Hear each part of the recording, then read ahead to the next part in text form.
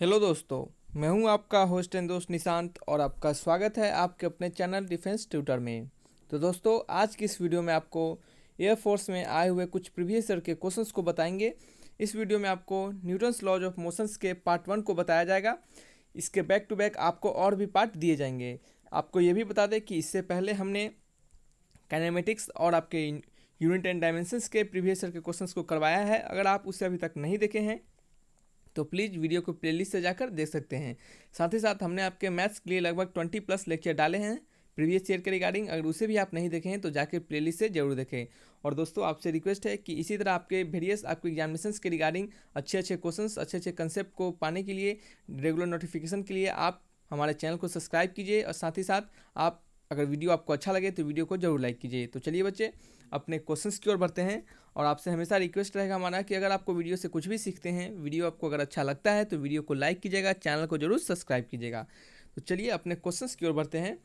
पहला क्वेश्चन है आपको स्क्रीन पर, हम हमेशा की तरह बोलेंगे आपको कि क्वेश्चंस को खुद से पढ़िए, खुद से समझने की कोशिश कीजिए और एक बार ट्राई कीजिए। अगर आपसे बनता है तो ठीक है, नहीं बनता है तो आप क्वेश्चंस को देखिए, पूरा एक एक चीज़, एक एक स्टेप्स को देखिए। अगर आपसे बन जाता है फिर भी देखिए, ताकि हो सकता है कुछ नया आपको यहाँ पे मेथड सीखने के लिए मिल सके।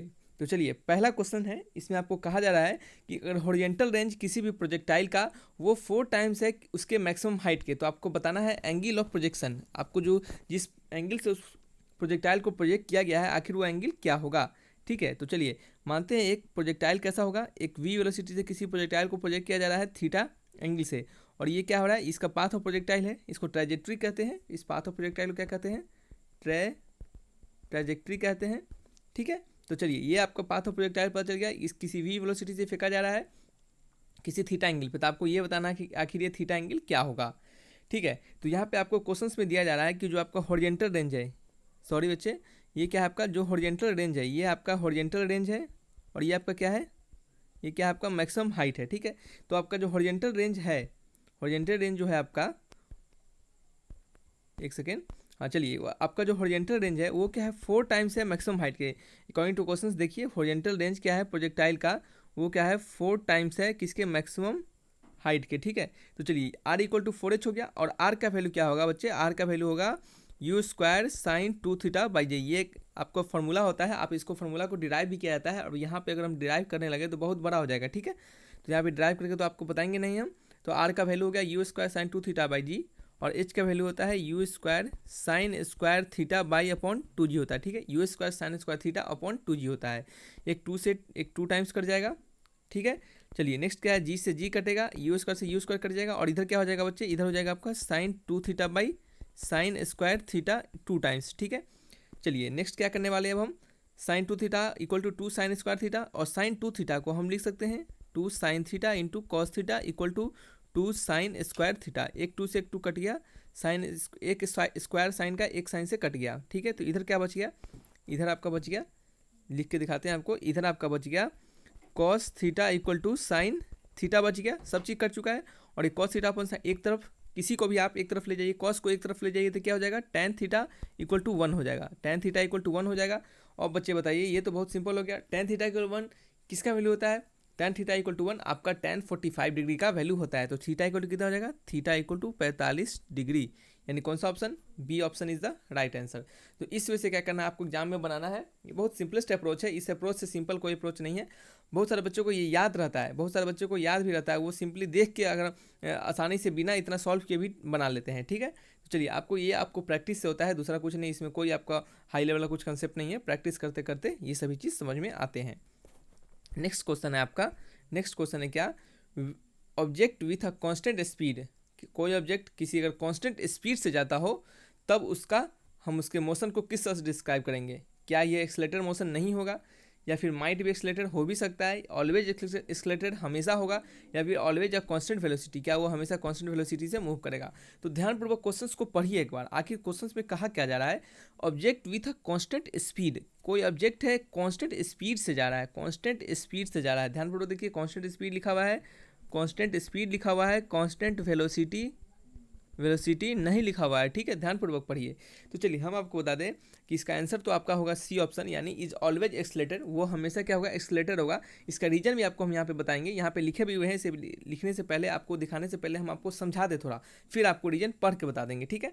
चलिए, इसमें सिंपली समझना होता है कि अगर कोई भी ऑब्जेक्ट कॉन्स्टेंट स्पीड से जा रहा होगा, स्पीड आप जानते हैं, सबसे पहले ये तरीका होता है इसको समझने का, कंसेप्ट को जानने का। स्पीड आपका क्या होता है, स्केलर होता है, ठीक है, स्पीड स्केलर है, इसके पास सिर्फ डायरेक्शन, सॉरी, इसके पास सिर्फ मैग्नीट्यूड होता है। तो आपका अगर कोई स्पीड कांस्टेंट है, स्पीड एक स्केलर क्वांटिटी है, तो उसका मैग्नीट्यूड क्या होगा, मैग्नीट्यूड आपका कांस्टेंट होगा। लेकिन वेलोसिटी क्या है आपका, वेलोसिटी एक वेक्टर क्वांटिटी है, और वेलोसिटी के साथ क्या होता है, मैग्नीट्यूड एंड डायरेक्शन होता है। तो यहाँ पे सिर्फ आपके स्पीड कांस्टेंट के बारे में लिखा जा रहा है। अगर एक्सलेशन की बात करें तो एक्सलेशन आपका होता है dv/dt, ये आपका change in velocity upon time होता है, ना कि change in speed, change in velocity upon time, sorry time, velocity में चेंज होना, ना कि स्पीड में। देखिए, स्पीड तो कांस्टेंट है, यहाँ पे स्पीड कांस्टेंट है तो मैग्नीट्यूड कांस्टेंट होगा, लेकिन वेलोसिटी कांस्टेंट नहीं होने के कारण वेलोसिटी, देखिए वेलोसिटी हम लिख देते हैं आपके लिए। वेलोसिटी क्या है, एक वेक्टर है, वेक्टर है, इसके साथ क्या होता है, मैग्नीट्यूड एंड डायरेक्शन, ठीक है, मैग्नीट्यूड एंड डायरेक्शन होता है। साथ ही साथ आपको बता दें मैग्नीट्यूड क्या है, कांस्टेंट है, ये क्या है, नॉट कांस्टेंट, ठीक है, नॉट कांस्टेंट है। तो डायरेक्शन कांस्टेंट नहीं होने के कारण वेलोसिटी वेरिएबल हो जाता है, और वेलोसिटी वेरिएबल अगर होगा तो वेलोसिटी में कुछ चेंजिंग आएगा, डायरेक्शन के कारण चेंजिंग आएगा, इसके कारण कुछ ना कुछ उसका एक्सेलरेशन हमेशा होगा, क्या होगा, कुछ ना कुछ एक्सेलरेशन हमेशा होगा, यानी सी ऑप्शन क्या हमारा इसके रिगार्डिंग सही है। देखिए ऑप्शन में यहाँ पढ़ते हैं, an object an accelerated while travelling at constant speed but not constant velocity, ठीक है, कांस्टेंट वेलोसिटी से मूव नहीं कर रहा है, सिर्फ कांस्टेंट स्पीड से मूव कर रहा है। तो यही यहाँ पे लिखा गया है, because of acceleration in measure change in velocity, acceleration को चेंज इन वेलोसिटी से मेजर किया जा रहा है ओवर टाइम, टाइम के रिस्पेक्ट में। तो आपको यहाँ पे दिया गया है देयरफॉर स्पीड कांस्टेंट है, तो meaning no change in magnitude of velocity, speed constant है तो मैग्नीट्यूड ऑफ वेलोसिटी में कोई चेंज नहीं होगा, लेकिन डायरेक्शन में चेंजिंग हो सकता है, इसके कारण क्या होगा, हमेशा एक्सेलरेटिंग मोशन में होगा, ठीक है। इस पॉइंट है, ये आपके लिए लिखा गया हुआ है, आप इसको याद कर सकते हैं, लिख भी सकते हैं कॉपी में, लेकिन आपको तरीका तो हम बता दिए एकदम सिंपलेस्ट अप्रोच में, कैसे आपको इसके रीजन को भी याद करके रख सके। नेक्स्ट है आपका question, a man in A train moving with constant speed, कोई एक आदमी है ट्रेन में मूव कर रहा है किसी कॉन्स्टेंट स्पीड से, एक क्या कर रहा है, एक बॉल को ड्रॉप कर रहा है प्लेटफॉर्म पे, कोई आदमी एक कांस्टेंट स्पीड से मूव कर रहा है ट्रेन में, और वो क्या कर रहा है, किसी बॉल को ड्रॉप कर रहा है प्लेटफॉर्म से। तो आपको बताना है जो बॉल का जो पाथ होगा, अगर कोई व्यक्ति उस बॉल को ट्रेन के बाहर से देखता है तो वो उस बॉल के गिरने के किस पाथ को देखेगा, नहीं आखिर वो बॉल किस पाथ से गिरेगा, वो स्ट्रेट लाइन पाथ से गिरेगा, सर्कल से गिरेगा, पैराबोला से गिरेगा, नन ऑफ दीज, इनमें से कोई नहीं। तो देखिए इस क्वेश्चन को सिंपली आप याद करके रख सकते हैं, इसको आप याद कर लीजिए, इसके रीजन अभी हम बताएंगे आपको, लेकिन फिर भी आप याद करके रखिए, इसका रीजन थोड़ा टफ है तो आपको शायद ये आपको हमेशा याद नहीं रहे, ठीक है। तो चलिए, आपके रीजन शायद याद नहीं रहे, लेकिन आपको आंसर तो याद रखना ही रखना है। इसका क्या होगा, एक पैराबोलिक पाथ पे गिरेगा, कैसे गिरेगा हम आपको बता दें, इसके रीजन्स को ही समझा दें आपको।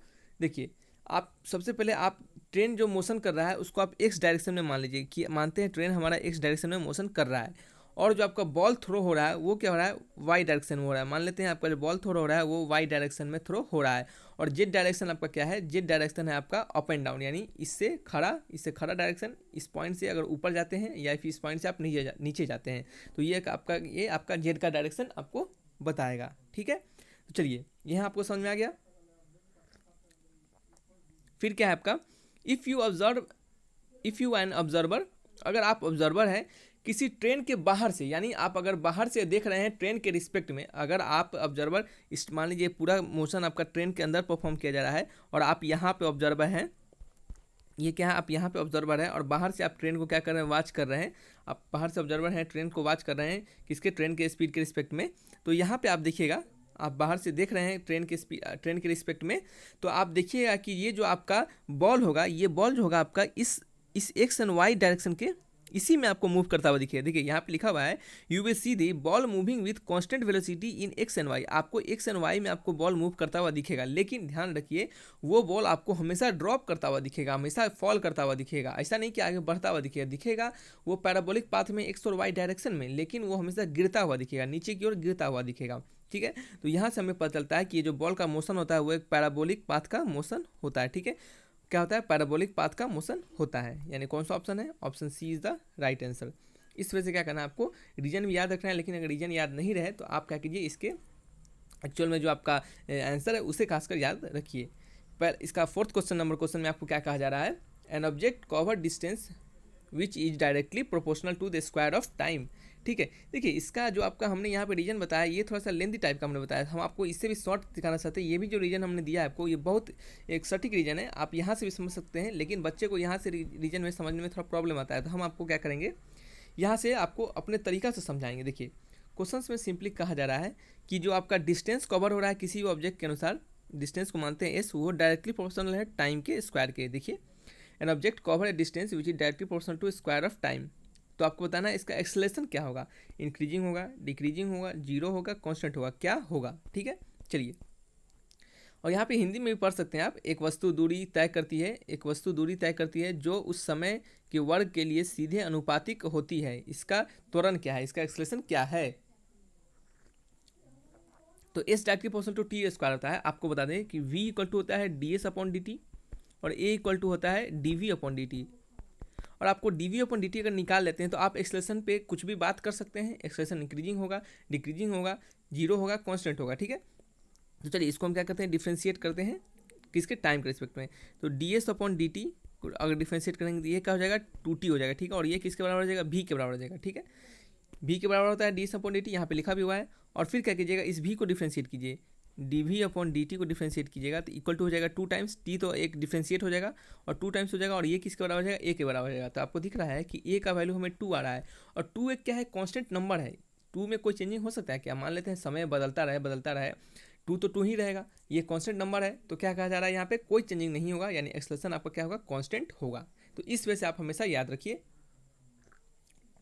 जब इस टाइप के क्वेश्चन पूछे जाए, बहुत बड़े से क्वेश्चन पूछे जाते हैं, तो आप हमेशा क्या कीजिए, डिफ्रेंशिएट करके अपने आंसर्स को निकाल लीजिए। अगर ये आपका डिफ्रेंशिएट करते हैं, अगर ए इक्वल टू मान लीजिए 2t आ जाता है, मान लीजिए ए इक्वल टू 2t आ जाता है या फिर 5t कुछ भी आ जाता है, तो आप देखिए यहाँ पे टी पे क्या कर रहा है, वो डिपेंड कर रहा है, यानी आपका क्या होगा, टाइम जैसे जैसे बढ़ेगा एक्सेलरेशन भी क्या होगा, बढ़ते जाएगा, यानी उस समय क्या होगा, इंक्रीजिंग होगा। अगर वहीं पे 2/2t ना हो के क्या हो आपका 2/t हो, 3/t हो, तो आपको क्या हो रहा है, टाइम जैसे से बढ़ेगा आपका एक्सेलरेशन घटेगा, तो उस समय आपका एक्सेलरेशन क्या होगा, डिक्रीजिंग एक्सेलरेशन होगा। तो जैसा आपको टाइम पे डिपेंड करे एक्सेलरेशन, आप वहाँ से ऐसा आंसर निकाल सकते हैं। ठीक है, चलिए क्या है आपका नेक्स्ट, आपका यहाँ पे ऑप्शन लिखा हुआ है, ऑप्शन डी क्या है आपका राइट आंसर है, option D constant velocity constant acceleration. फिर क्या है इस क्वेश्चन में आपको कि मस्त क्वेश्चन ये बहुत बढ़िया क्वेश्चन है। When a milk is churned vigorously, आप किसी मिल्क को अगर क्या कहते हैं, चर्न करते हैं यानी उसको घुमाते हैं, ठीक है, तो ये क्रीम जो उसके अंदर का होता है, क्रीम वो बाहर आ जाता है। ऐसा क्यों होता है, ग्रेविटेशनल फोर्स के अनुसार, फ्रिक्शन फोर्स के अनुसार, किसके कारण, फ्रिक्शन फोर्स के अनुसार, सेंट्रीफ्यूगल फोर्स, सेंट्रीपिटल फोर्स। ठीक है, तो चलिए हम इसका आपको रीजन बता दें कि देखिए इसका आंसर होता है सेंट्रीफ्यूगल फोर्स के अनुसार। देखिए option C is the right answer, centrifugal force के अनुसार ही क्या होता है, ये आपका जो मिल्क से क्या होता है, आपका मक्खन जो होता है वो बाहर आ जाता है। अगर दही को आप बहुत घुमाते हैं, मिल्क को अगर बहुत घुमाते हैं, तो क्या करते हैं आप देखते होंगे घी निकाला जाता है उसके अंदर से, तो वो सेंट्रीफ्यूगल फोर्स के अनुसार क्या होता है, निकल जाता है। सेंट्रीफ्यूगल फोर्स के कारण वो आपका घी जो क्या होता है वो सेपरेट हो जाता है, मक्खन क्या होता है सेपरेट हो जाता है। देखिए इसका रीजन क्या है आखिर, देखिए किसी भी दो लिक्विड को, यहाँ पे लिखा भी हुआ है आप पढ़ सकते हैं इसे, किसी भी दो लिक्विड हो जिनके स्पेसिफिक ग्रेविटी डिफरेंट हो, यानी उनके ग्रेविटी क्या हो, स्पेसिफिक ग्रेविटी डिफरेंट हो, ठीक है, उनकी स्पेसिफिक ग्रेविटी डिफरेंट हो, तो क्या होता है, अगर उनके स्पेसिफिक ग्रेविटी डिफरेंट होने के कारण उनके, मान लेते ये हमारा कढ़ाई है या फिर तपेली है, कुछ भी है, इसके अंदर क्या है, कोई बर्तन के अंदर आपका दही रखा गया हुआ है, इसके अंदर क्या गया हुआ है, आपका मिल्क रखा गया हुआ है, चर्न्ड मिल्क रखा गया हुआ है, इसके अंदर क्या, आप जब इसको घुमाइएगा तो किसी एक सेंटर के बाद घुमाइएगा, किसी एक सेंटर के बाद अगर जैसे ही घुमाते हैं आप इसको, सेम ओमेगा से, सेम वेलोसिटी से, सेम सेंटर सेम वेलोसिटी क्या होगा, same angular velocity, same centre से अगर घुमाते हैं, तो दो लिक्विड के डिफरेंट क्या होते हैं, दो लिक्विड के डिफरेंट स्पेसिफिक ग्रेविटी, यहाँ लिखा हुआ है, दो लिक्विड के डिफरेंट स्पेसिफिक ग्रेविटी होने के कारण सेम एंगुलर वेलोसिटी से घुमाते हैं, सेम सेंटर पे घुमाते हैं, तो क्या होता है आपका सेंट्रीफ्यूगल फोर्स जो आता है वो स्ट्रॉन्ग सेंट्रीफ्यूगल फोर्स लगता है हेवियर ऑब्जेक्ट पे, यानी इस दोनों लिक्विड में से जो आपका हेवियर होगा, जो आपका हेवियर कह सकते हैं, आपका हेवियर स्पेसिफिक ग्रेविटी वाले होंगे, उस पर क्या करेगा, एक ह्यूज सेंट्रीफ्यूगल फोर्स लगेगा। सेंट्रीफ्यूगल फोर्स क्या होता है, अट्रैक्टिव फोर्स होता है, इसका वैल्यू होता है mv²/r, F equal to mv²/r, F centrifugal force का वैल्यू। तो ये जो आपका क्या होता है, किसी हेवियर लिक्विड पे ह्यूज सेंट्रीफ्यूगल फोर्स लगाएगा और उसे क्या करेगा, उस क्रीम से, उस मक्खन से, उस मिल्क से क्या करेगा, उस क्रीम को बाहर निकाल देगा, ठीक है, यानी दोनों को क्या करेगा, सेपरेट आउट कर देगा, ठीक है। तो यही रीजन होता है, सेम ओमेगा से सेम सेंटर से घुमाने पे क्या होता है, सेंट्रीफ्यूगल फोर्स हेवियर ऑब्जेक्ट पे लगता है और वो क्या करता है, आपको बाहर निकाल देता है। ठीक है, सेंट्रीफ्यूगल फोर्स लगने के कारण क्या होता है, सेंट्रीफ्यूगल फोर्स, देखिए ये जो आपको हम दिखाए हैं, ये भी एक सेंटीमीटर फोर्स है और ये भी एक सेंट्रीफ्यूगल फोर्स है, दोनों के लिए ये वैल्यूड होता है। देखिए आपको यहाँ पे आप F C equal to M omega square R भी लिख सकते हैं, ये दोनों के लिए वैल्यू होता है। ये बस क्या होता है, आपका डायरेक्शन अपोजिट होता है। सेंटीपीटल फोर्स के लिए रेडियस के अलॉन्ग लगता है और ये सेंट्रीफ्यूगल फोर्स के लिए क्या करता है, ये बाहर लगता है। तो आपको कंफ्यूज नहीं होना है, ऐसा नहीं कि आप सोच लीजिए यार ये तो सेंटीपीटल फोर्स के लिए होता है तो सेंट्रीफ्यूगल फोर्स के लिए नहीं होगा, उसके लिए भी होगा, लेकिन डायरेक्शन क्या होगा इसका, बस अपोजिट हो जाता है। तो ये रीजन है आपका इसका, किसी भी मिल्क से क्रीम को बाहर आने के लिए। तो ये रीजन याद रखिए, सेंट्रीफ्यूगल फोर्स नहीं, सॉरी सेंट्रीफ्यूगल फोर्स होगा, सेंटीपीटल फोर्स नहीं होगा। ठीक है, ध्यान रखिए। चलिए ये कुछ 5 क्वेश्चन थे, आप इसको याद रखिए, इन सभी क्वेश्चन को बार बार देखिए, बार बार सुनिए। कोई प्रॉब्लम होता है तो कमेंट बॉक्स में जरूर लिखिएगा। तो चलिए बच्चों, वीडियो अगर आपको अच्छा लगा होगा तो वीडियो को लाइक कीजिएगा, चैनल को जरूर सब्सक्राइब कीजिएगा। फिर मिलेंगे अच्छे वीडियो के साथ, तब तक के लिए बाय बाय।